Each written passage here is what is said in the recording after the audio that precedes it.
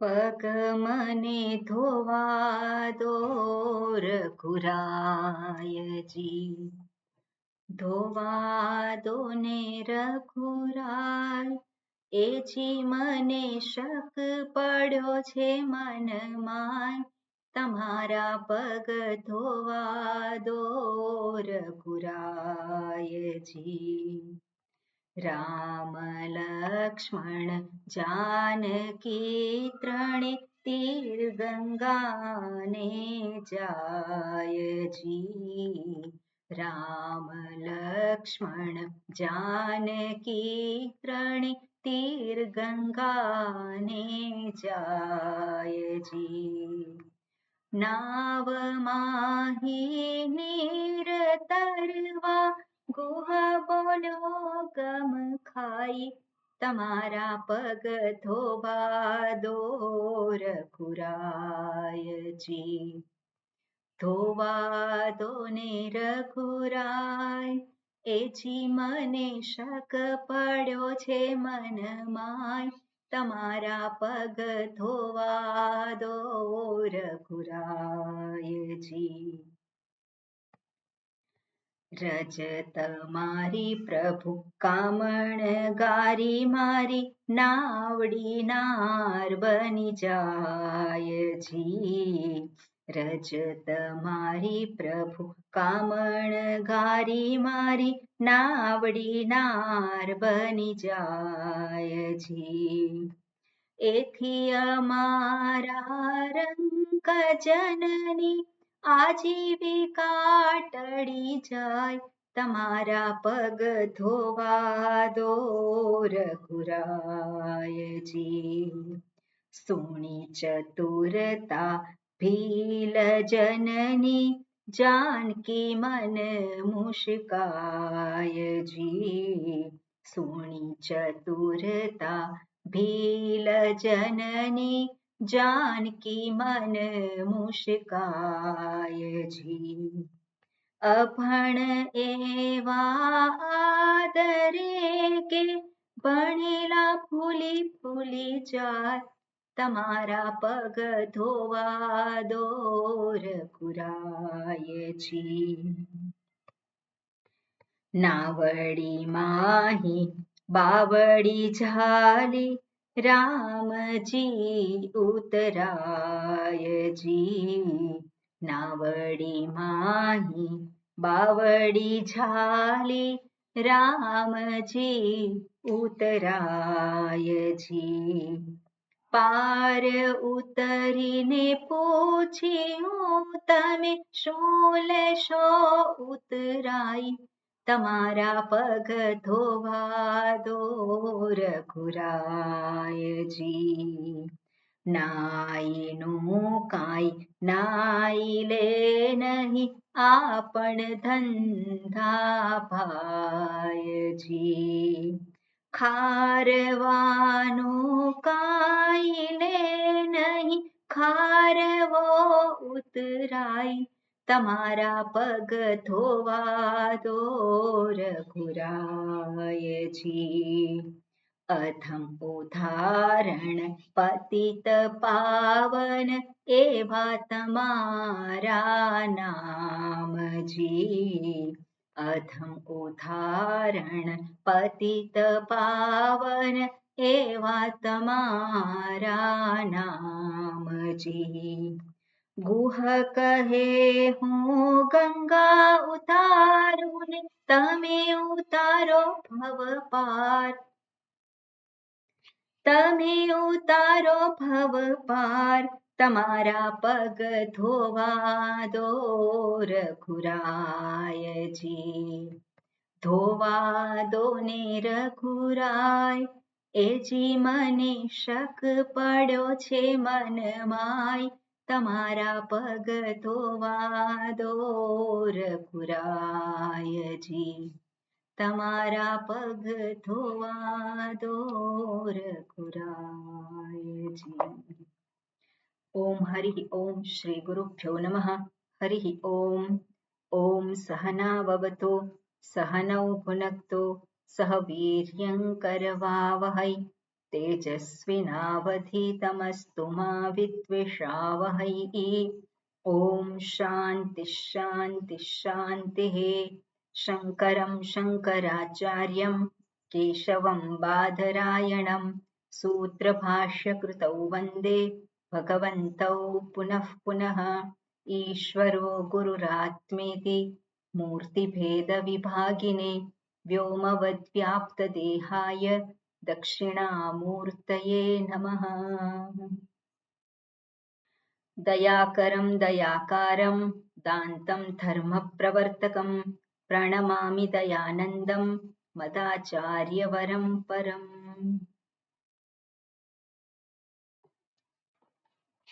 Okay,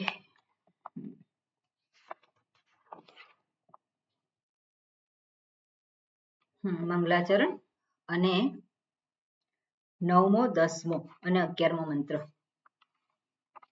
okay, હા ચંદ્રિકાબેન. ઓમ નમો ભગવતે વૈવસ્વતાય મૃત્યવે બ્રહ્મ વિદ્યાચાર્યાય નચિકેતસે ચ અગ્નિર્યથૈકો ભુવનમ પ્રવિષ્ટઃ રૂપમ રૂપમ પ્રતિરૂપો બભૂવ એકસ્તથા સર્વભૂતાંતરાત્મા रूपं रूपं प्रतिरूपो बहिश्च वायुर्यथैको भुवनं प्रविष्टः रूपं रूपं प्रतिरूपो बभूव एकस्तथा सर्वभूतान्तरात्मा रूपं रूपं प्रतिरूपो बहिश्च सूर्यो यथा सर्वलोकस्य चक्षुः न लिप्यते चाक्षुषैर्बाह्यदोषैः एकस्तथा सर्वभूतान्तरात्मा न लिप्यते लोकदुःखेन बाह्यः. Okay, good. આપણે જોઈ રહ્યા હતા કે સ્વરૂપનો નિર્દેશ ફરી પાછું શ્રુતિ કરે છે. પુનર્જન્મની વાત કર્યા પછી ફરી પાછું જીવાત્માની યાત્રા એ દર્શાવી અને ફરી પાછું જીવાત્માનું સ્વરૂપ એની ફરી પાછી જે મુખ્ય ટોપિક છે શ્રુતિનો એને ફરી પાછું અહીંયા દર્શાવ્યો છે. અને એકત્વ એ દર્શાવવા માટે, એક સત્ય છે એ દર્શાવવા માટે ફરી પાછું જુદા ઉદાહરણથી અહીંયા દર્શાવ્યું હોય. અને જુદું ઉદાહરણ છે શું છે અહીંયા તો દર્શાવ્યું કે અગ્નિ જેવી રીતે યથા એકઃ ભુવનમ પ્રવિષ્ટઃ, જેવી રીતે અગ્નિ સર્વમાં રહેલ છે. કઈ રીતે રહેલ છે તો કે વ્યક્ત અને અવ્યક્ત. આપણે જોયેલું કે વ્યક્ત અગ્નિ જ્યાં સુધી લાકડામાં વ્યક્ત નથી થયો ત્યાં સુધી એ અવ્યક્ત કહેવાય. જ્યારે એ વ્યક્ત થાય છે આપણે જોઈ શકીએ છીએ એને. પણ જે કંઈ બધા રૂપ છે, જે લાકડું વગેરે, તો લાકડું વગેરે એટલે શું, જે પણ અગ્નિ બાળી શકે એ બધા રૂપ, એ બધામાં અગ્નિ રહેલો જ છે. એ બધા કોના રૂપ છે? એ અગ્નિના રૂપ છે બધા. એટલે સર્વમાં સમાન રીતે અગ્નિ ત્યાં રહેલો છે. બરોબર, બધા રૂપમાં સમાન રીતે અગ્નિ રહેલો છે. એ જ રીતે વાયુની વાત કરી તો વાયુ પણ કેવો છે? સર્વમાં બધામાં બધા જ રૂપમાં એ સમાન રીતે રહેલો છે. અને જ્યારે આ વાત કરે છે ત્યારે જીવાત્મા, જ્યારે પેલો કયો હોય કે સર્વભૂતાંતરાત્મા, તો સર્વના અંતરાત્મા તરીકે. અને સર્વના અંતરાત્મા તરીકે જ્યારે કહેતા હોય ત્યારે અંતરાત્મા કોને કહેવાય? તો જ્યાં હું પ્રગટ થતું હોય. હવે હું પ્રગટ ક્યાં થઈ શકે? હું પ્રગટ થાય છે ક્યાં થાય છે? અંતઃકરણમાં.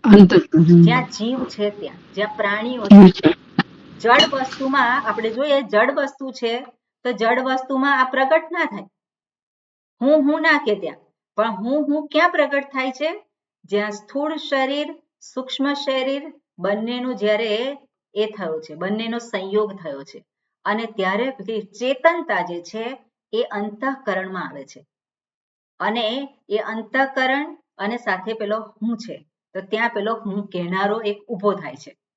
અને ત્યારે હું કરનાર, પણ એ હું કરનારો જે છે એ ખરેખર છે કોણ? રૂપ છે. હું કહેનારો છે કોણ છે? અહંકાર છે કે શુદ્ધાત્મા છે? અહંકાર. અહંકાર. અને અહંકાર છે એને કાર મળ્યા વગર એ ઊભો થાય નહીં, એટલે એને કાર મળેલી છે. પણ એ જે અહંકાર જેને કહીએ આપણે, જેને જીવાત્મા કહીએ, તો એ જે એ છે જ્યાંથી હું તરીકે પેલો પ્રગટ થાય છે, પણ એની પાછળ જે છે એટલે એના અધિષ્ઠાન રૂપે જે છે એ તો હું છે. એ હું જો ના હોય, જે ચૈતન્ય સ્વરૂપ હું, તો અહંકાર જે છે ઊભો થઈ શકે નહીં. પેલો કહેનારો હું, જે ચેતનવાન પોતાને ગણે છે, એ ઊભો થઈ શકે નહીં. ખરેખર ચૈતન્ય છે કોનું છે?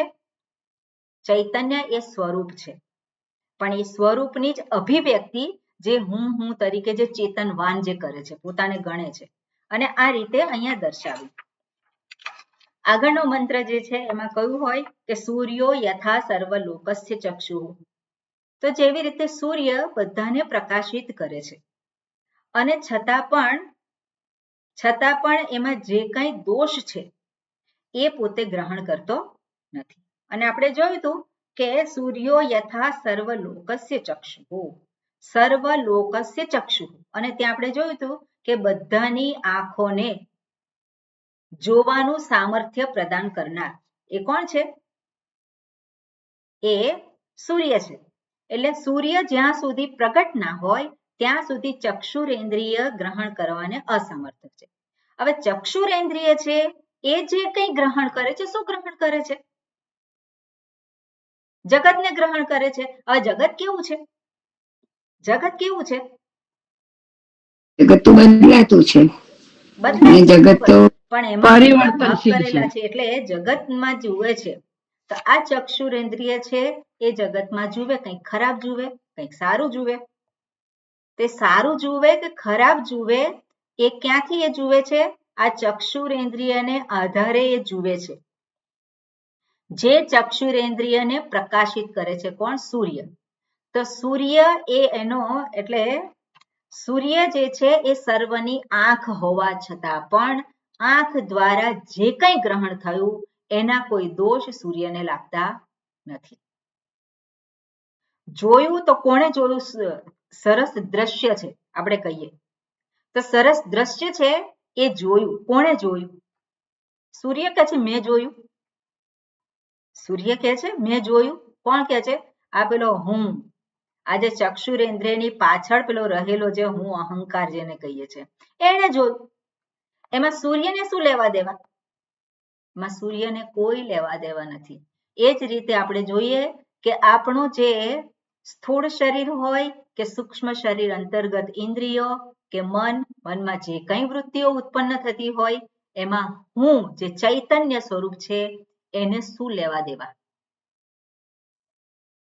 એને કેટલો સ્પર્શ થાય એનો?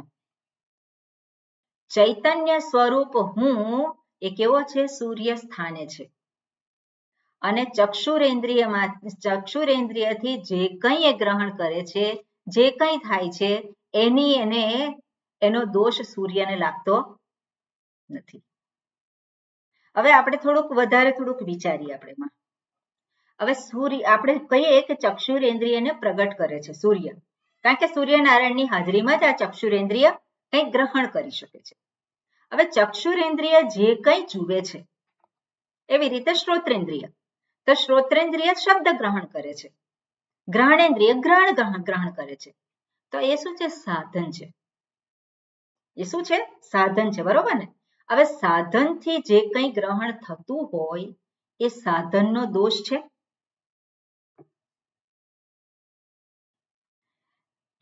શ્રોત્રેન્દ્રિયથી કંઈક શબ્દ સંભળાયો, તેમાં જે આપણે કહીએ હા શ્રોત્રેન્દ્રિય, તો એનાથી કંઈક સાંભળ્યું, તેમાં શ્રોત્રેન્દ્રિયનો દોષ છે ખરો? આ ખરાબ સાંભળ્યું, આ સારું સાંભળ્યું, આ સાંભળવા જેવું સાંભળ્યું, આ જોવા જેવું જોયું,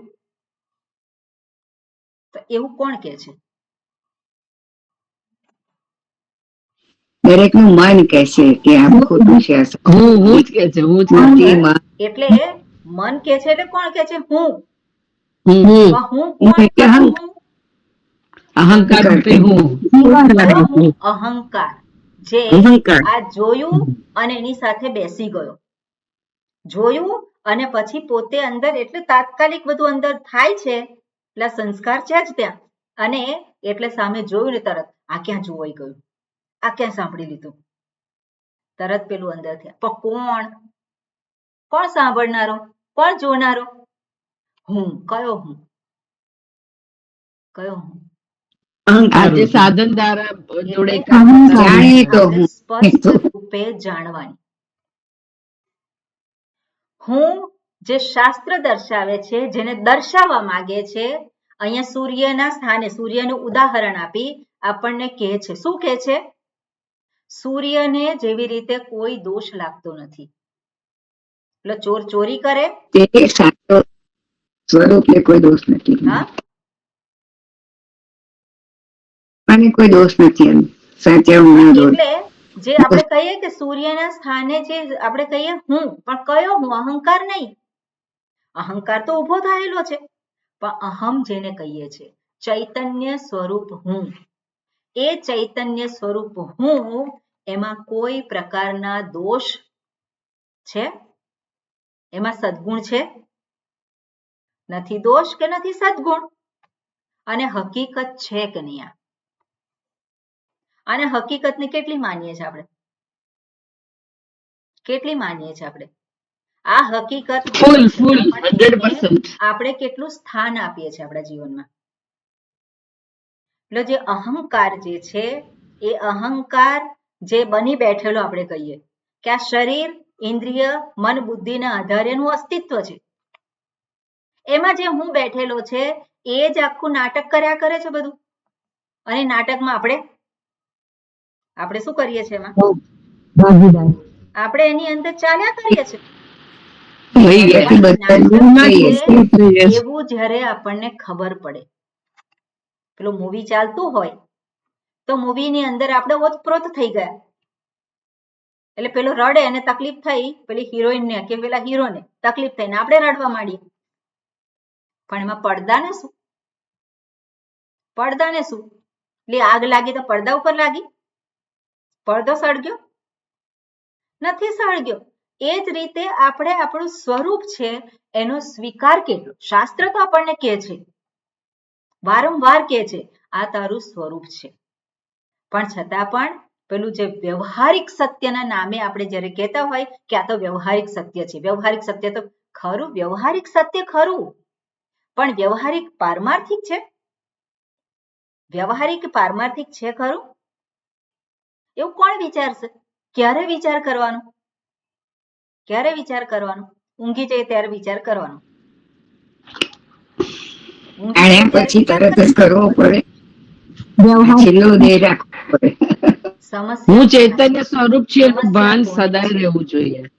સમસ્યા ક્યાં છે? ગઈ વખતે જોયું હતું આપણે. શુદ્ધાત્માને સમસ્યા છે કે પછી આ શરીર, ઇન્દ્રિય, મન, બુદ્ધિને સમસ્યા છે? કોની સમસ્યા છે? આ આંખને સમસ્યા છે? ખરાબ જોયું કે આમ જોયું? કોને સમસ્યા છે? એ જે પેલો બની ગયો પેલો હું, જે એ હું ક્યાંથી પ્રગટ થયો છે? બની બેઠેલો હું છે. અને બની બેઠેલો હું આપણને શું કરે છે? ફેરવ્યા કરે છે, આમથી આમ, આમથી આમ. અને એ બની બેઠેલો હું જે છે એની જ પછી ગતિએ પણ આગળ બતાવી કે બની બેઠેલો હુંની ગતિએ છે એના કર્મ અને એના સંસ્કારને આધારે. પણ એ બની બેઠેલો હું જે છે સાચો છે? કેવી રીતે અસ્તિત્વમાં આવ્યો? કેવી રીતે આવ્યો અસ્તિત્વમાં? નથી જાણતા સાચું સ્વરૂપ. હવે આપણે જાણીએ છીએ કે નહીં? હવે આપણે જાણ્યું કે નહીં? જાણ્યું. તો પછી હવે પેલો જે બની બેઠેલો છે એનું સામર્થ્ય હણાઈ જવું જોઈએ, પણ છતાં પેલો દુઃખી થાય છે. કેમ દુઃખી થાય છે? ફરી પાછો પેલો હું ક્યાં બેસી ગયો? એને પેલી કાર તૈયાર જ છે એને માટે. આપણે અવેલેબલ જ રાખી છે કે જ્યારે ઈચ્છા થાય ત્યારે કારમાં બેસીને ફરવા નીકળે. અને ક્યાં ફરે છે? મજા કરે છે? મજા કરતો તો વાંધો નહીં, પણ એ શું કરે છે? કારમાં બેસીને દુઃખી થયા કરે છે. ક્યારે ભટક્યા કરે છે, ત્યારે ભટક્યા સુખી કરે થઈ જાય. બાકી તો મોટા ભાગે શું છે, ચિંતા હોય, દુઃખ હોય, આ બધું ચાલ્યા કરતું હોય છે. તેમાંથી છુટકારો ક્યારે ક્યારે છુટકારો થાય?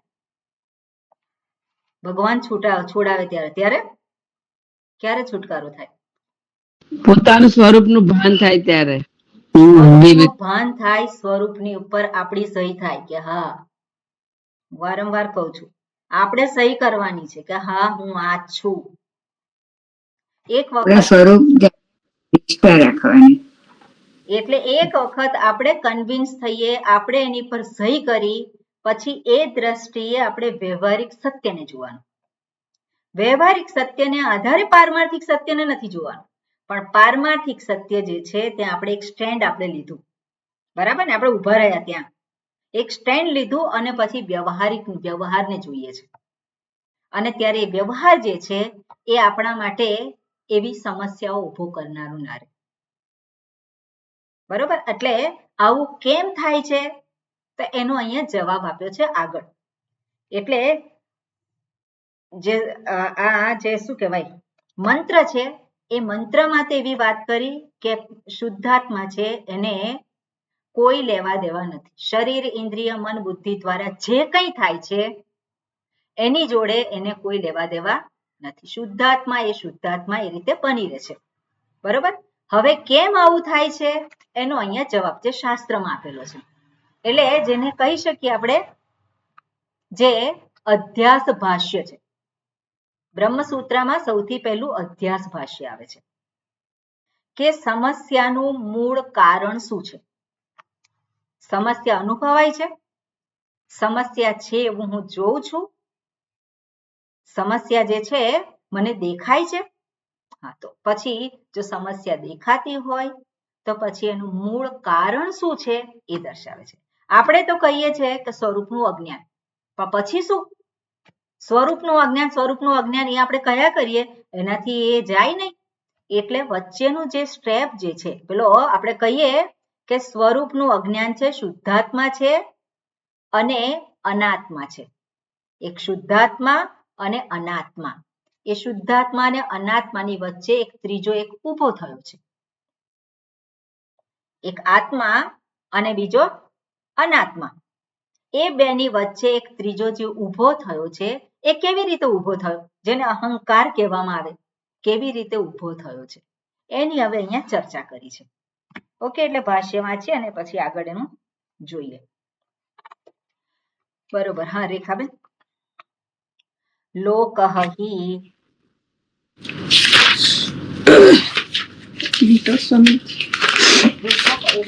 11મો મંત્ર પૂરો પછી લોકો હિ અવિદ્યયા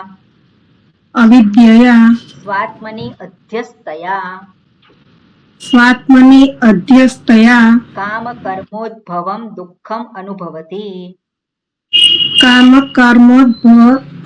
દુઃખમ અનુભવતી નતુ સા પરમાર્થતઃ સ્વાત્મની યથા ધીરેથી બોલું છું, સાંભળજો બરોબર, અને પછી આખું વાક્ય છે, આખો શબ્દ છે. રજ્જુ શુક્તિ કોશર ગગનેશુ સર્પ રજતોદક મલાની. રજ્જુ સુક્તિ કોશર ગગનેશુ સર્પ રજતો ડકમલાની. માં શબ્દો છે જુદા પાડીએ તો રજ્જુ, શુક્તિ, શુક્તિકા, ઉષર, ગગનેશુ, સર્પ, રજત, ઉદક, મલાની. આખો શબ્દ છે.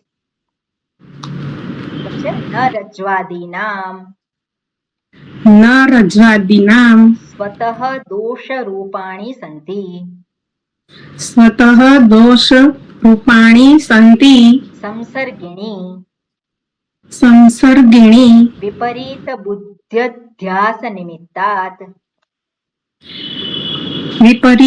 બુદ્ધ્યધ્યાસ નિમિત્તાત તદ્દોષવત વિભાવ્યન્તે વિભાવ્યન્તે ન ન તદ્દોષૈઃ ન તદ્દોષૈઃ તેષાં લેપઃ. તેષાં લેપઃ. ઓકે, સરસ. શું કે છે? લોકઃ હિ. હિ એટલે કારણ કે. લોકઃ એટલે જે અનુભવ કરનારો છે. લોક શબ્દનો આપણે અર્થ જોયો છે. લોક એટલે અનુભવ કરવાનો ક્ષેત્ર, વિષય. અને જે અનુભવ કરનારો છે ને લોકઃ કહ્યું છે. એટલે બધા જીવો. લોકઃ હિ જીવો જે છે અવિદ્યયા અવિદ્યાને કારણે સ્વાત્મની અધ્યસ્તયા સ્વાત્મની એટલે કે પોતાનામાં જ અધ્યસ્તયા એટલે અધ્યાસ કરીને અધ્યાસ દ્વારા અને કામ કર્મોદ્ભવમ દુઃખમ અનુભવતી. કામ કર્મોદ્ભવમ કામ એટલે ઈચ્છા અને કર્મ એટલે એક્શન. કામ પ્રેરિત કર્મ અને એમાંથી ઉત્પન્ન થયેલ અથવા તો કામ કર્મોદ્ભવમ આપણે પાપ અને પુણ્ય પણ લઈ શકીએ. દુઃખમ અનુભવતી દુઃખનો અનુભવ કરે છે. એટલે વ્યક્તિ દુઃખનો પેલો જીવ દુઃખનો અનુભવ કરે છે એની પાછળનું કારણ શું છે? અવિદ્યયા સ્વાત્મની અધ્યસ્તયા પોતાનામાં જે અધ્યસ્ત થયેલો છે એના દ્વારા શું થયું છે? એના દ્વારા કામના ઊભી થઈ છે. કામનામાંથી કર્મ ઊભું થયું છે અને કર્મ ઊભું થયું, કર્મનું ફળ મળ્યું. કર્મનું ફળ મળ્યું, ગમ્યું તો એ સુખ આપ્યું, ન ગમ્યું તો દુઃખ આપ્યું, દુઃખ આપ્યું તો દુઃખ મારે જોઈતું નથી. એટલે આ શું છે? એક પેલું ચક્ર ચાલુ થાય છે. અને એ ચક્ર જે છે શેને કારણે છે? અવિદ્યયા અધ્યસ્તયા. આ શબ્દ જે છે આપણે યાદ રાખવાનો. અવિદ્યાને કારણે અધ્યાસ થયેલો છે. બરોબર? અધ્યાસ શું છે એને સ્પષ્ટ રૂપે અહીંયા દર્શાવેલું છે. અધ્યાસની વ્યાખ્યા આપણે જો કરવાની હોય તો જે જેવું છે એવું ન જોવામાં આવે એને કહેવાય અધ્યાસ. સંસ્કૃતમાં એને કહેવાય વેદાંતની ભાષામાં અતસ્મિન તદ્બુદ્ધિ. અતસ્મિન એટલે શું છે? એમાં એ નથી પણ એને એ જુએ છે. જે નથી જેમાં એને એ જુએ છે એને અધ્યાસ કહેવાય. જે જેમાં છે એને જોવું એને જ્ઞાન કહેવાય. તસ્મિન તદ્બુદ્ધિ જ્ઞાનમ. બરાબર? તસ્મિન એટલે શું? સપ્તમી વિભક્તિ. તસ્મિન એટલે તેમાં. તેમાં તેને જોવું. જે છે એને જોવું એટલે શું કહેવાય? એને જ્ઞાન કહેવાય. અતસ્મિન તદ્બુદ્ધિ જેમાં નથી એને જોવું તે શું છે? અધ્યાસ કહેવાય. હવે જેમાં જે નથી એને જોવાથી નુકસાન શું છે? અધ્યાસથી નુકસાન શું છે? તો પૂર્ણાત્મા જે છે આનંદ સ્વરૂપ આત્મા જે છે એ કેવો થઈ ગયો? દુઃખી થઈ ગયો. બરાબર ને? ચૈતન્ય સ્વરૂપ આત્મા છે જે નિત્ય છે એ કેવો થઈ ગયો? મરી ગયો કે મરી ગઈ. તે શું થયું? એ પેલો જે મહાન છે એ કેવો થઈ ગયો? મહાત્મા કેવો થઈ ગયો? છોટાત્મા. મહાત્મા કેવા થઈ ગયા? હવે છોટાત્મા થઈ ગયા. કેમ છોટાત્મા થઈ ગયા?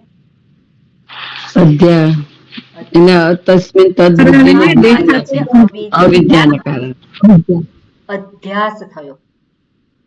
અધ્યાસ થયો. જે જેમાં નથી એને જો. હું કેવો છે? નિત્ય છું. હું સુખ સ્વરૂપ છું. હું ચૈતન્ય સ્વરૂપ છું. પણ એની અંદર જે નથી એવું જોયું. જે નથી એવું જોયું તો શું જોવું? એના કરતા વિરુદ્ધનું જોયું અથવા એના કરતા કંઈક જુદું જોયું. તેને શું કહેવાય? અધ્યાસ કહેવાય. એટલે જે કંઈ આપણને દુઃખ અનુભવાતું હોય, જે કંઈ આપણને સમસ્યાઓ અનુભવાતી હોય એનું કારણ શું છે? તો અહીંયા દર્શાવે છે દુઃખમ અનુભવતી. એની પહેલા શું છે? કર્મોદ્ભવમ. કર્મ કર્યું એનું ફળ મળ્યું. કર્મના બે પ્રકારના ફળ છે, દ્રષ્ટ ફળ, અદ્રષ્ટ ફળ. તો બંને અહીંયા લઈ શકીએ. તો દ્રષ્ટ ફળ જે છે એ સુખ અથવા દુઃખ અને અદ્રષ્ટ ફળ છે પાપ અને પુણ્ય. પણ એ કર્મ કેમ કર્યું? કારણ કે ઈચ્છા ઊભી થઈ, કામના ઊભી થઈ. કામના કેમ ઊભી થઈ? કામના કેમ ઊભી થઈ? કામના કેમ ઊભી થાય છે? ઈચ્છા કેમ ઊભી થાય છે? સામે દેખાય એટલે કામના ઊભી થાય, કઈ દ્રશ્ય સામે દેખાય એટલે કામના ઊભી થાય એવું હોય? સુખ દેખાય એટલે સુખ વૃત્તિ માટે, સુખ વૃત્તિ માટે કામના ઊભી થઈ. બરોબર. એટલે હું સુખી શું કહેવાય? સુખ તો કામના ઊભી થઈ છે ત્યારે હું સુખી સુખી નથી એટલા માટે કામના ઊભી થઈ, સુખી થવા સુખી માટે. જે હોય એને કામના ઊભી થાય. સુખી હોય થાય, સુખ માટેથી થાય.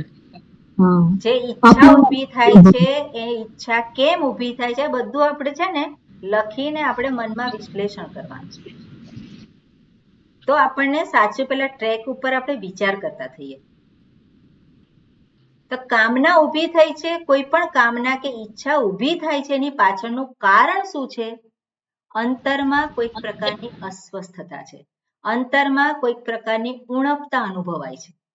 બધું બરોબર નથી, બધું જેવું જોઈએ એવું નથી. બરાબર? એ લાગણી છે. એ લાગણી છે શું કરે છે? મારામાં કંઈક બધું સરખું કરવાની એક ઈચ્છા ઊભી થાય છે.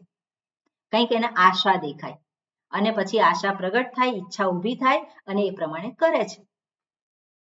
હવે કરે તો એની ઈચ્છા પૂરી થઈ પણ શકે ને ના પણ થઈ શકે. ઈચ્છા પૂરી થાય, કેટલી ઈચ્છાઓ પૂરી થાય? ઈચ્છાઓ તો અનેક છે. કેટલી ઈચ્છાઓ? એટલે મોટે ભાગે કેવો હોય? એની ઈચ્છાઓ અપૂર્ણ જ રહે છે. તો પેલો અપૂર્ણ જે હતો અને અપૂર્ણ રહ્યો છે કે નહીં? અપૂર્ણતાને કારણે ઈચ્છા ઊભી થઈ અને કેટલી ઈચ્છાઓ પૂરી કરી શકે? નથી પૂરી કરી શકતો. એટલે કેવું રહે છે? અપૂર્ણ રહે છે. અપૂર્ણ કેમ છે? આપણે ધીરે ધીરે પાછળ જવાનું. કેમ છે અપૂર્ણ? સાચી સમજણ નથી. અવિદ્યાને કારણે. અવિદ્યા કઈ છે? અમુક કામના પૂરી થઈ, અમુક ના થઈ, એટલે જે ના થઈ એ પૂરી કરવા માટે પોતે પૂર્ણ સ્વરૂપ છે, આનંદ સ્વરૂપ છે, એ જાણતું નથી. જ્યારે જ્ઞાન મળે તો જાય. હા કુસુમબેન બોલો. આપણે અજ્ઞાન અનાદિકાળથી છે, એને લીધે અવિદ્યાના આવરણને લીધે જ્ઞાન અનાદિકાળથી હોય તેમાં મારે શું લેવા દેવા?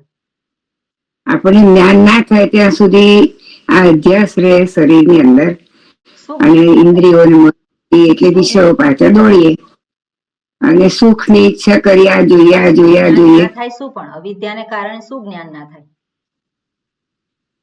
કે આ વસ્તુ મને સુખ નથી આવતી, મારું પૂર્ણ સ્વરૂપ સુખી જ છે, હું સુખ પાછળ શા માટે દોડું એનું ભાન નથી. માટે સુખના ફાંફા મારવા માટે પછી આ બધી દોષો ભેગા કરે અને પછી એમાંથી કર્મના બંધન ઉભા કરે. ઓકે, હા પ્રજ્ઞાબેન શું કહો છો તમે? પોતાના સુખ સ્વરૂપને આનંદ સ્વરૂપને ભૂલી જાય છે. ભૂલી નથી જતી. હા એટલે સુખ સ્વરૂપને આનંદ સ્વરૂપને જાણતો નથી. હા જાણતો નથી એટલા માટે એ પોતાને અપૂર્ણતા અનુભવે છે અને એને પૂરી કરવા માટે એને ઈચ્છા થાય છે અને પછી કર્મ કરે છે સુખી થવા માટે. એટલે અનુભવાતી અપૂર્ણતા છે એ કેમ ઊભી થાય છે? કારણ કે હું નિત્ય છું, હું સુખ સ્વરૂપ છું એનું ભાન નથી. અવિદ્યા છે, આપણે એવું કહીએ અવિદ્યા છે. તો અવિદ્યા છે જ્યારે આપણે કહીએ તો અવિદ્યાને સત્યતા આપીએ છીએ. પણ એનાથી જુદું આપણે કહીએ કે સ્વરૂપનું ભાન નથી. બરાબર? શબ્દો અર્થ એક જ થાય પણ છતાં પણ થોડી સૂક્ષ્મતા છે. સ્વરૂપનું ભાન નથી. શું સ્વરૂપ છે? સુખ સ્વરૂપનું ભાન નથી, મુક્ત સ્વરૂપનું ભાન નથી, નિત્ય સ્વરૂપનું ભાન નથી. એ ભાન નથી અને એટલા માટે અંતરમાં કોઈક પ્રકારની ઉણપ અનુભવાય છે. અધૂરપ અનુભવાય છે. અને અધૂરપ શેમાં લઈ જાય છે? ઈચ્છા રૂપે પ્રગટ થાય છે. કારણ કે આ બધાની પાછળ આપણે વિચાર કરીએ તો જે અંતરમાં અધૂરપ જે ઉણપ અનુભવાય છે, મારી પાસે એને પૂરી કરવા માટે સાધનો કયા છે? સાધનો કયા છે? ઇન્દ્રિયો બધી. ઇન્દ્રિયો છે. અને ઇન્દ્રિયો જ્યારે વસ્તુના વિષયના સંપર્કમાં આવે છે ત્યારે એને કંઈક શું થાય છે? સુખનો અનુભવ થાય છે. અને એટલો વખત જે સુખનો અનુભવ થયો એ શું થયું? એટલો વખત પેલી ઉણપતા જે છે શું થઈ ગઈ? અદ્રશ્ય થઈ ગઈ. ત્યાં એ પેલો અનુભવ નથી ઉણપતાનો. ત્યાં ઉણપતાનો અનુભવ નથી. અને એટલે કન્ક્લુઝન શું કરે છે કે આ વસ્તુ મળી, મને સુખ થયું અને મારું કામ થઈ ગયું. એટલે હું ઈચ્છાઓ મારી બધી પૂરી કરું. ઈચ્છાઓ જેટલી હું બધું ભેગું કરું. તો જેટલી ઈચ્છાઓ પૂરી થાય, જેટલું ભેગું કર્યું એટલો મને આનંદ વધારે. સામાન્ય વ્યક્તિ શું વિચારે? ભેગું કરવા માટે કેમ પ્રવૃત્ત થાય? કારણ કે સુખ જોઈએ છે. એટલે બધું મળી જશે તો હું કેવો પરમ સુખી, એવું વિચારીને બધું ભેગું કરે છે. બરાબર ને? પછી સંબંધો હોય કે પછી સ્વજનો હોય કે ગમે તે હોય, પણ બધું શું કરે? કામ લાગશે, કામ લાગશે. પેલું કામનું કર્યા કરતો હોય પેલો, અને બધું અને પોતે માને કે મારી પાસે આટલું છે. પોતે માને શું? મારી પાસે આમ છે, આમ છે, આમ છે, આમ છે. પણ એનાથી સંતોષ થઈ ગયો ને પૂર્ણતા મળી ગઈ? પૂર્ણતા નથી પ્રાપ્ત થતી. કેમ? કારણ કે પેલો અપૂર્ણ જે છે એ અપૂર્ણ શોધવા નીકળ્યો. શેના દ્વારા? પેલું જરાક સુખ થયું અને એને માની લીધું મારું કામ થઈ ગયું. પણ એ સુખ કેવું છે? તો જતું રહે છે. ફરી પાછું બીજું. એટલે પેલો હંમેશા કંઈક પકડ્યા જ કરે જીવનમાં. પણ એનાથી પૂર્ણ થઈ જાય? એનાથી પૂર્ણ ના થઈ જાય. તો આ વસ્તુને સમજે કોણ? ગમે તેટલું ભોગવીએ, ગમે તેટલું ભેગું કરીએ અને છતાં પણ એનાથી પૂર્ણતા પ્રાપ્ત થાય નહીં. એનાથી મુક્તિ પ્રાપ્ત થાય નહીં. તો મુક્તિ કેવી રીતે પ્રાપ્ત થાય? પૂર્ણતા કેવી રીતે પ્રાપ્ત? આ વિચાર કરવાનો છે. કેવી રીતે પ્રાપ્ત થાય? માત્ર હું પૂર્ણ છું, હું મુક્ત છું એના ભાનથી જ. બીજી કોઈ રીતે એને પ્રાપ્ત કરી શકાય નહીં. એટલે આ વસ્તુ એકદમ સ્પષ્ટ હોય. પણ છતાં પેલો દુઃખી થાય છે. તો દુઃખી કેમ છે? તેનો શાસ્ત્ર જવાબ આપે છે કે જ્યારે પોતાના સ્વરૂપનો તિરસ્કાર કરે છે. અવિદ્યા એટલે શું છે? સ્વરૂપનો ન જાણે અને એનો તિરસ્કાર કરેલો છે. છે કે નહીં? હું મુક્ત છું, હું સુખ સ્વરૂપ છું, પણ એનો તિરસ્કાર કરેલો છે. તિરસ્કાર કરેલો છે તો હું તો પેલો છે જ ત્યાં. કયો હું છે? કે પેલો અહંકાર છે. કારણ કે આનંદ સ્વરૂપ જે સત સ્વરૂપ છે એ તો હંમેશા છે જ. આપણે જોયું છે કે ચૈતન્ય સ્વરૂપ જે છે આત્મા આપણે કહીએ એ સર્વત્ર છે. અહીંયા છે કે નહીં? ચૈતન્ય સ્વરૂપ આત્મા અહીંયા છે કે નહીં? નથી કે છે? પણ અવ્યક્ત રૂપે છે. એટલે જ્યાં પણ ચૈતન્યને અભિવ્યક્ત થવાનું માધ્યમ મળે ત્યાંથી એ અભિવ્યક્ત થાય. કયું માધ્યમ એવું છે ચૈતન્ય સ્વરૂપને પ્રગટ કરી શકે? સૂક્ષ્મ શરીર હોય, સૂક્ષ્મ શરીર અંતઃકરણ કહે છે. સૂક્ષ્મ શરીર, સૂક્ષ્મ શરીર એ ચૈતન્ય સ્વરૂપને શું કરે છે? એને પ્રતિબિંબિત કરે છે, એને રિફ્લેક્ટ કરે છે. એટલે ત્યાંથી ચેતનતા પ્રગટ થાય છે. અને એ અંતઃકરણ જે સૂક્ષ્મ શરીરમાં ચેતનતા આવી એ આ સ્થૂળ શરીરમાં આવી, ઇન્દ્રિયોમાં પણ આવી. બરાબર ને? એટલે ચૈતન્ય ક્યાં? હું ક્યાં છું? હું ક્યાં છું? હું તો સર્વત્ર છે. પણ એ સર્વત્ર જે હું રહેલો છે એને બાંધી દીધો. ક્યાં બાંધી દીધો? આ શરીર જેટલો બાંધી દીધો. ઇન્દ્રિયો, મન, બુદ્ધિ જેટલો એને બાંધી દીધો. એટલો થઈ ગયો. તો જે પોતે પૂર્ણ છે અને એ બંધાઈ ગયો. તેને બંધન એ બંધન છે એને ચાલે ખરું? જે પૂર્ણ છે અને એ બંધનમાં આવી ગયો તે બંધન એને ગમે છે? કયા જીવને બંધન ગમે છે? કયો જીવ છે એને બંધન જોઈએ છે? કોઈને બંધન નથી જોઈતું. તો કેવી રીતે છૂટવાનું? એ બંધન છે તો બંધન કેમ આવી ગયું? સ્વસ્વરૂપનો તિરસ્કાર. બરાબર, પેલો બંધાઈ ગયો.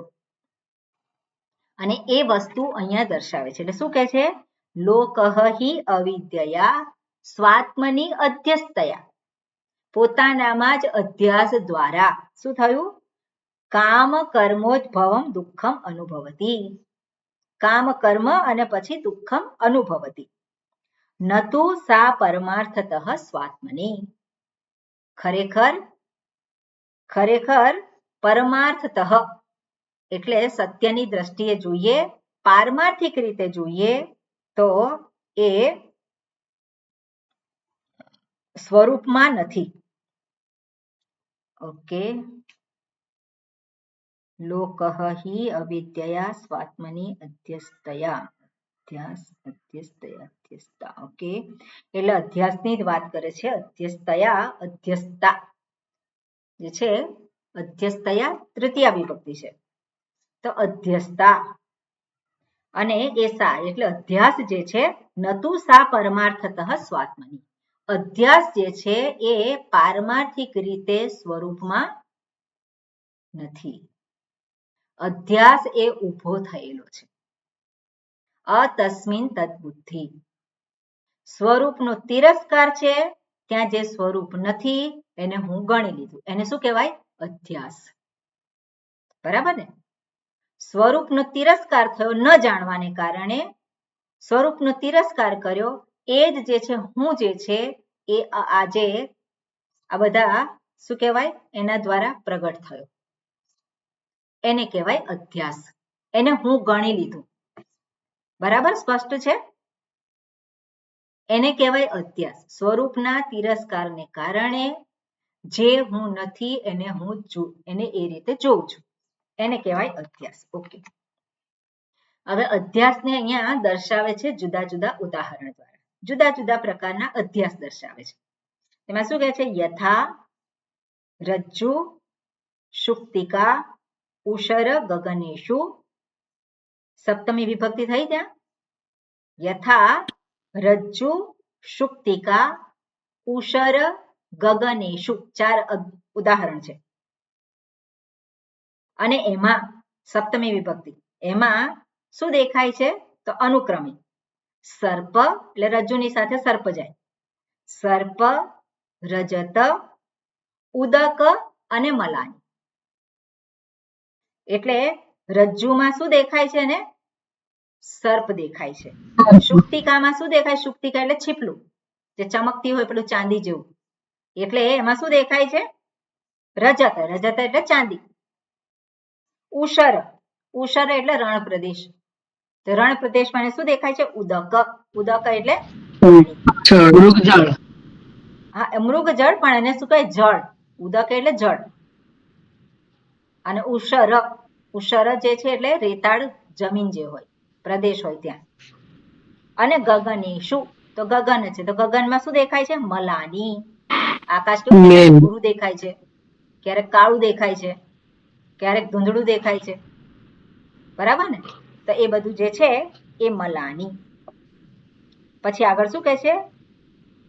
ન રજ્વાદીનામ સ્વતઃ દોષ રૂપાણી સંતિ. રજ્જુ વગેરેમાં પોતાનામાં સ્વતઃ એના પોતાનામાં દોષ રૂપાણી ન સંતિ.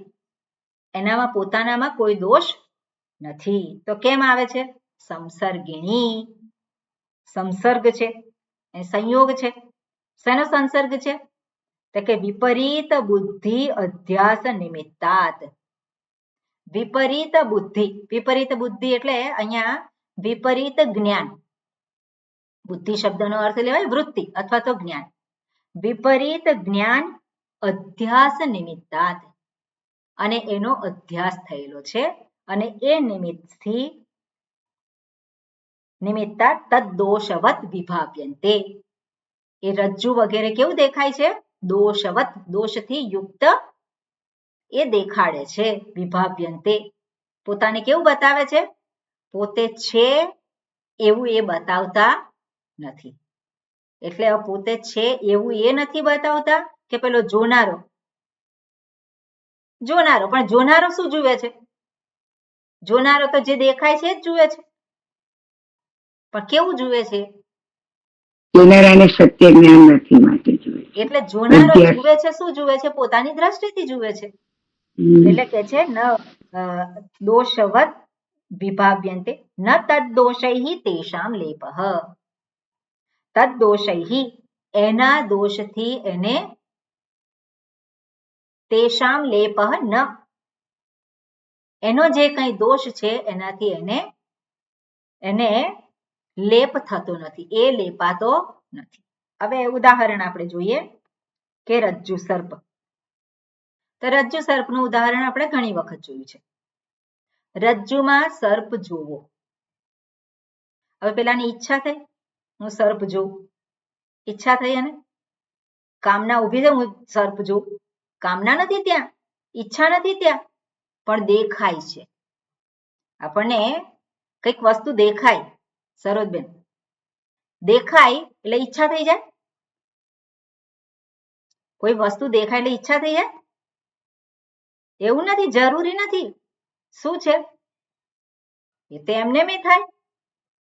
એટલે રજ્જુમાં સર્પ જોવાની કોઈને ઈચ્છા નથી, પણ એને દેખાય છે ત્યાં. પણ જ્યારે સત્ય જાણે છે ત્યારે સર્પ ક્યાં? સર્પ ક્યારે હતો કોઈ કાળે? નહોતો, ક્યારેય નહીં. કોઈ કાળે હતો જ નહીં ત્યાં. પણ એ દેખાયું ખરું ને. ક્યારે સર્પ જતો રહ્યો? જ્યારે રજ્જુનું રજ્જુ તરીકે ભાન થયું. રજ્જુ તસ્મિન તદ્બુદ્ધિ. તસ્મિન તદ્બુદ્ધિ એટલે શું છે? રજ્જુને રજ્જુ તરીકે જોયું ત્યારે સર્પ રહેતો નથી. આ ચક્ષુરેન્દ્રિયથી શું ગ્રહણ કરવાનો છે? ચક્ષુરેન્દ્રિયથી શું ગ્રહણ કરવાનું છે? રજ્જુ જ ગ્રહણ કરે. દ્રશ્ય દેખાય. સર્પ કે રજ્જુ? જાણ્યા પછી શું રજ્જુ ગ્રહણ કરવાનું છે? રજ્જુ જ કરે છે. રજ્જુ જાણ્યા પછી આ સર્પ નથી, રજ્જુ છે, પછી એ શું જોવાનું છે? એમાં રજ્જુ જ જોવાનું છે. એ સર્પ જોવાનું છે. સર્પ એને પછી ના જોઈ શકે. ગમે તેટલો વિચાર કરે તો પણ એ સર્પને જોઈ શકે નહીં. હું તમને કહું કે આ ફૂલ છે,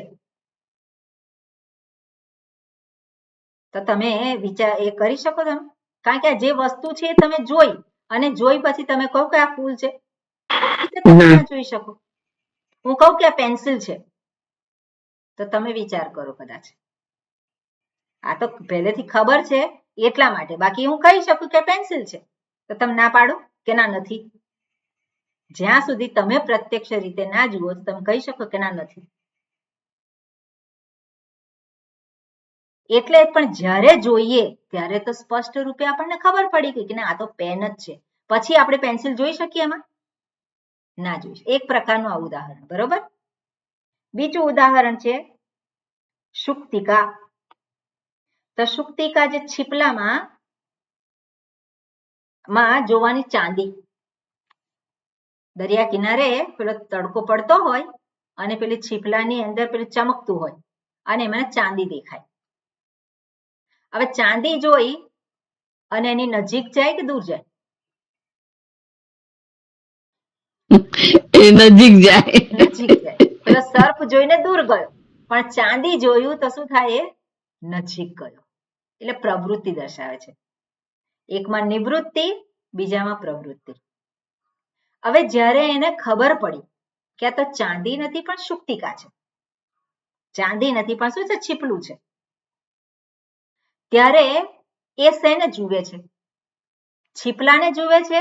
એની જે આંખો જે છે એના દ્વારા પેલી ચમક દેખાય કે ના દેખાય? દેખાય ને. એટલે ચક્ષુરેન્દ્રિય દ્વારા એ જે ગ્રહણ કરે છે એ શું ગ્રહણ કરે છે? ચમકતા એની ગ્રહણ કરે છે, પણ જાણે છે કે આ ચાંદી નથી. પહેલું જે ઉદાહરણ હતું રજ્જુ સર્પનું, એમાં રજ્જુમાં સર્પ જોયો અને પછી એને હલનચલન દેખાયું, એની અંદર એની આંખો દેખાઈ, એ બધું ક્યાંથી ઊભું થયું? મનમાંથી. કારણ કે બીક લાગે છે, બીક લાગે એટલે બધું દેખાય અંદર, એ મનમાંથી ઊભું થયેલું હતું.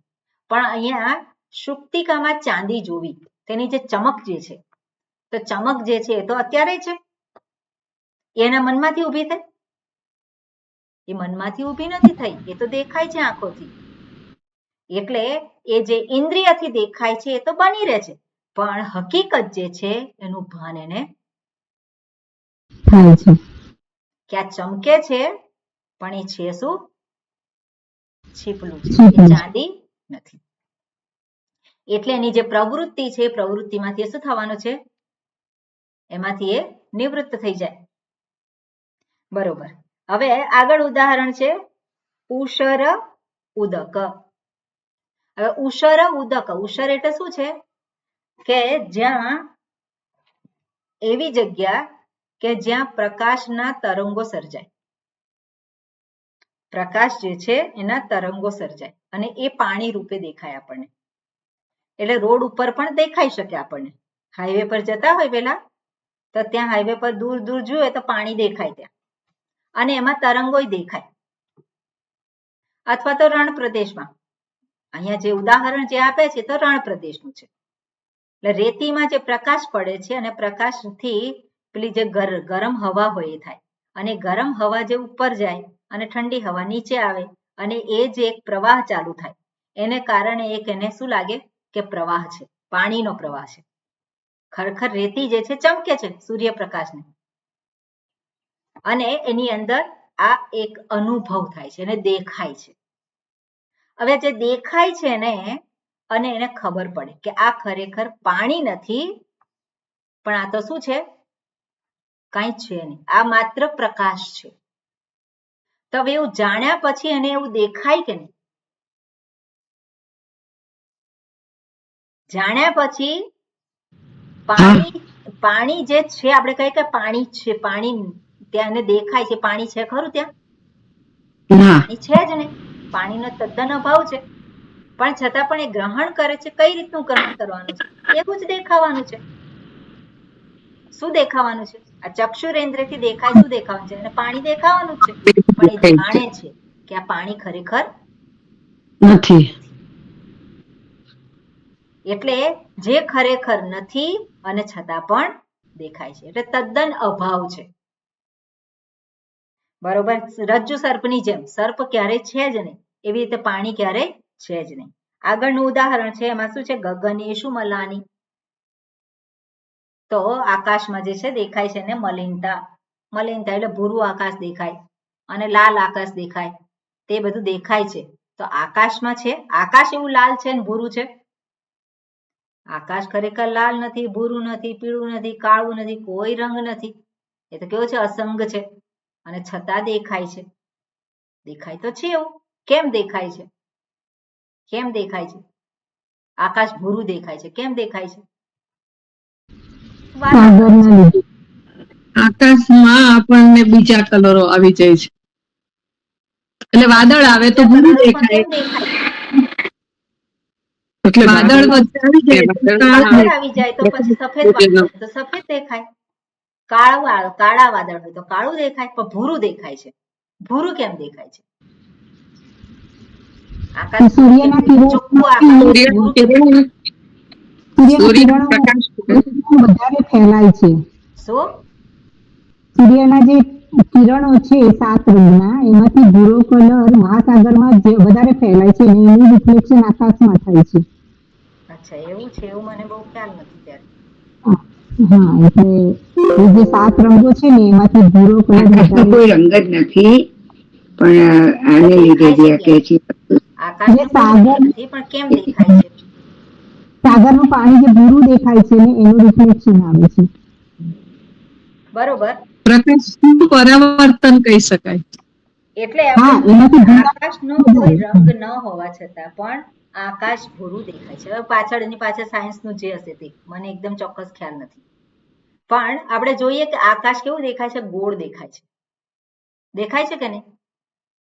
આકાશ કેવું દેખાય છે? ગોળ દેખાય. ખરેખર ગોળ છે? ગોળ નથી. ના અને છતાં પણ એવું દેખાય છે. તે શું છે? એ શેને કારણે દેખાય છે? તો આપણે શું કહીએ? શેને કારણે દેખાય છે? ખરેખર છે નહીં અને છતાં પણ દેખાય છે. તો એની પાછળ કોઈક ને કોઈક કારણ છે. સૂર્ય જ્યારે છે ત્યારે દિવસ છે કે નહીં? સૂર્ય છે ત્યારે દિવસ છે. સૂર્ય નથી ત્યારે દિવસ છે, બીજી જગ્યાએ છે. છે જ. છે. એટલે દિવસ અને રાત્રિ જ્યારે આપણે કહીએ તો શેને આધારે છે? સૂર્ય અને પૃથ્વીના આધારે. પૃથ્વીને આધારે સૂર્યને એ છે એમ. દિવસ અને રાત્રિ છે. સૂર્યને આધારે કહી શકાય કે દિવસને રાત્રિ? પૃથ્વીના આધારે.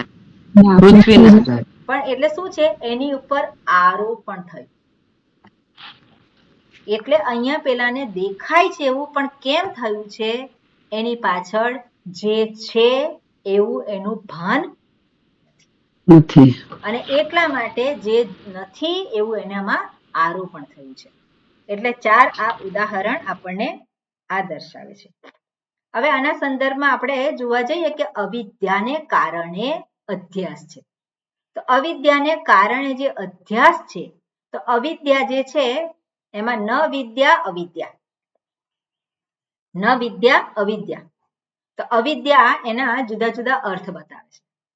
સંસ્કૃતમાં પણ આપણે જોયું છે કે એને જે નંજ પ્રત્યય લાગે, અભાવાર્થે નંજ, અલ્પાર્થે નંજ, વિરુદ્ધાર્થે નંજ, આ જે છે આને જુદા જુદા એને અર્થ કહેવામાં આવે.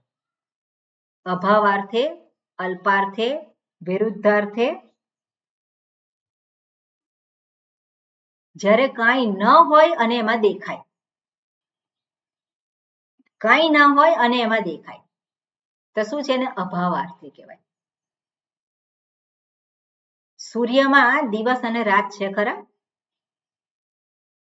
અને છતાં પણ એમાં આરોપણ કરે, એમાં જુએ. સૂર્યને કારણે દિવસ છે, સૂર્યને કારણે રાત છે. તો એ શું છે? જ્યાં છે નહીં અને છતાં પણ જુએ, એટલે અભાવાર્થે. વિરુદ્ધાર્થે આપણે જોઈએ. વિરુદ્ધાર્થે રજ્જુમાં સર્પ છે ખરો? નથી, પણ રજ્જુને જ સર્પ રૂપે ગ્રહણ કર્યો, એટલે વિરોધાર્થે. અને બીજું છે અલ્પાર્થે. અલ્પાર્થે અહીંયા જે છે એ અહીંયા થોડુંક બેસતું નથી. એટલે જ્ઞાન, જ્યારે અવિદ્યા અજ્ઞાન જે છે ઓછું હોય. હવે ઓછું હોય એટલે પૂરતું ના હોય એવું લઈ શકીએ એમ. જે જેવું છે એવું નથી જાણતા, એટલે પૂરું નથી જાણતા. સામાન્ય જ્ઞાન છે પણ વિશેષ જ્ઞાન નથી, એવી રીતે અલ્પાર્થે લઈ શકીએ. એટલે આ રીતે અહીંયા ખાસ કરીને જોવાનું કે જે અધ્યાસ જે છે, અધ્યાસને કારણે જ શું થયું છે? જે નથી એવું દેખાય છે. અને જે નથી એવું જે દેખાય છે, જે અનુભવાય છે, એટલે આપણું જે અનુભવ સિદ્ધ, આપણું જે આપણે વ્યવહારિક જીવન, એ બધું કેવું છે? અધ્યાસને આધારિત છે. અને એ અધ્યાસમાંથી મુક્ત થવા માટે શું કરવાનું છે? અધિષ્ઠાન રૂપને જાણવાનું છે. અધિષ્ઠાન. જાણવાનું. અધિષ્ઠાન કોણ છે? એ હું છું. જે અધિષ્ઠાન જે છે, જેને ઉપર આરોપણ થયું છે, એને જ્યારે જાણે ત્યારે એમાંથી એ મુક્ત થઈ શકે. એટલે અહીંયા શું કહે છે? વિપરીત બુદ્ધિ અધ્યાસ નિમિત્તાત. વિપરીત બુદ્ધિથી જે અધ્યાસ થયેલો છે એને નિમિત્તથી તદ દોષવત વિભાવ્યંતે. એ કેવું દેખાય છે? દોષયુક્ત દેખાય છે. દોષ કે ગુણ. આપણે જે શુક્તિકામાં ચાંદી જોઈ તો એ શું થયું? ગુણ દેખાયો. એટલે જગતમાં આપણે આ બે વિભાગમાં વહેંચેલા છે, એક ગુણ અને દોષ. વ્યક્તિઓ હોય તો એમાં પણ શું જોઈએ? કોઈ વ્યક્તિ સારી તો સારી, ટોટલી સારી, એનામાં કંઈ ખરાબ નથી. અને પછી ખરાબ થઈ ગયો એટલે એનું બધું ખરાબ છે. પણ જ્યારે પેલો બધું સારું જુએ છે ત્યારે મર્યાદા છે અને બધું ખરાબ જુએ છે ત્યારે પણ કંઈક વિશેષતા છે એમાં. પણ જોવાનું આ દ્રષ્ટિ એક હોય છે એવી. પણ કેમ હોય છે? કારણ કે અધ્યાસ થયેલો છે. ઓકે, એટલે આ બધું જે છે તદ્દોષૈ તેષામ ન લેપઃ, એના દોષને કારણે જે અધિષ્ઠાન છે એ દૂષિત થતો નથી. એટલે હું દુઃખી જ્યારે પેલો કહેતો હોય ત્યારે હું દુઃખી હોઈ શકે નહીં. હોય? હું દુઃખી એવું કે વ્યવહારિક રીતે કે મને દુઃખ થાય છે ત્યારે પણ દુઃખી છે નથી. કહેતોય ના કહેતોય પોતે કેવો છે? અસંગ છે. અને અસંગ જે છે એને જાણેલો હોય, એમાં સ્થિતિ હોય તો આ જે બીજું બધું જે છે આરોપિત થયેલું છે એ ક્યારેય સમસ્યારૂપ બની જાય નહીં. પેલો હું એમાં અટવાઈ ના જાય. સમસ્યારૂપ થઈ જવું એટલે શું છે? હું અટવાઈ ગયો. અને હું ક્યારે અટવાઈ જાઉં? જ્યારે એને સાચું ગણી લીધું. એ જ પારમાર્થિક થઈ ગયું. અને ત્યારે એ વસ્તુ આપણે માટે એ સિદ્ધ થાય છે. ઓકે, આગળ જે વાત કરેલી છે આ જ વસ્તુને આગળ કહે છે, થોડુંક એને શું કહેવાય કે એક્સપ્લેન કરે છે વધારે. તેમાં શું કહ્યું છે? ઓકે, ખાલી ભાષ્ય વાંચીએ આપણે. બરોબર. કોણ વાંચશે? હા, સરોજબેન. અરે હા, સરોજબેન ફાવશે વાંચતા? ફાવશે. બરોબર, બોલો. વિપરીત બુદ્ધિ અધ્યાસ બાહ્યા વિપરીત બુદ્ધ્યધ્યાસ બાહ્યા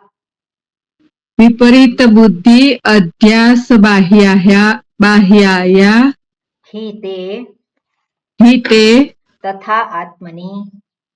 તથા આત્મની સર્વઃ લોકઃ ક્રિયાકારક ફલાત્મકં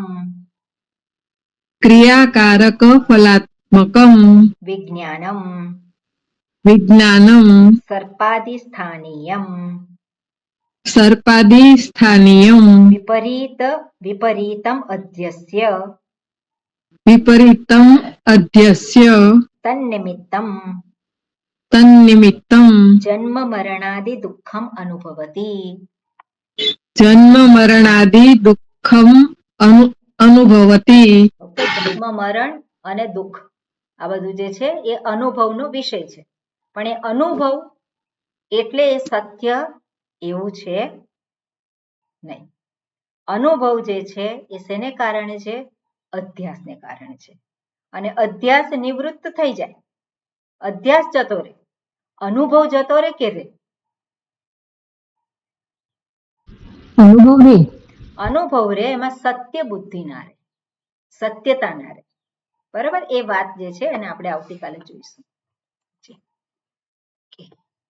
ઓમ પૂર્ણમદઃ પૂર્ણમિદં પૂર્ણાત પૂર્ણમુદચ્યતે પૂર્ણસ્ય પૂર્ણમાદાય પૂર્ણમેવાવશિષ્યતે. ઓમ શાંતિ શાંતિ શાંતિ. હરિ ઓમ. શ્રી ગુરુભ્યો નમઃ. હરિ ઓમ. કોઈ પ્રશ્ન હોય તો પૂછાય. હરિઓમ. હરિઓમ. આમ તો સ્પષ્ટ જ છે પણ છતાં પણ જી હરિઓમ. હરિઓમ.